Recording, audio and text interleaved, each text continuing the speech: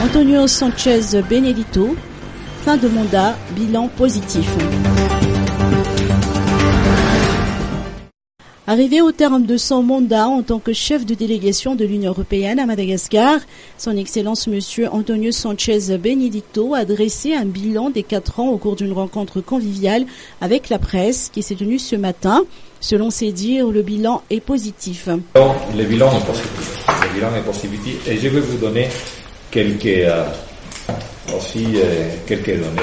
pour soutenir cette affirmation. Vous le savez bien, je suis arrivé au lendemain d'un processus électoral et je vais partir à la veille de notre processus électoral.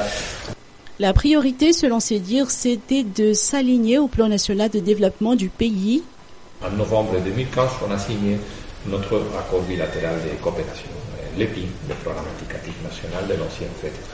Un ancien FED que par rapport au FED précédent, avec la situation de crise, signifiait une augmentation de quelques 200 millions d'euros de notre coopération, un montant important. L'enveloppe bilatérale, il y a d'autres enveloppes.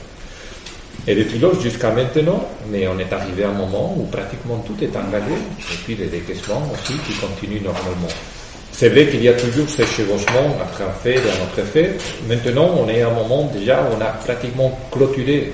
Je crois on a clôturé tout. Les dialogues politiques initiés par l'Union européenne étaient exemplaires selon ses dires.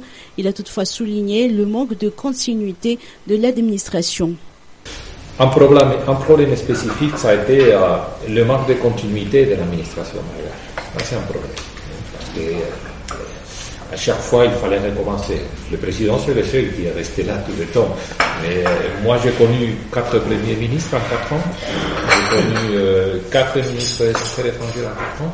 Et 5 ministres de l'énergie, qui est un secteur prioritaire aussi en 4 ans. Mais voilà, ministre des Finances et Budget, qui est le coordonnateur national, là, il y en a eu 3. Mais quand même, c'est difficile toujours. Parce qu'à chaque fois, il faut recommencer, il faut aller là et dire, bon, une année, mais quelles sont les priorités, et reprendre tous les dossiers. Mais malgré ça, les résultats sont là. Antonio Sánchez quittera la Grande Île le mardi 24 juillet prochain. Son successeur, Giovanni Di Girolamo, chargé d'affaires de l'Union européenne au Panama, est prévu arriver à Madagascar au mois de septembre prochain.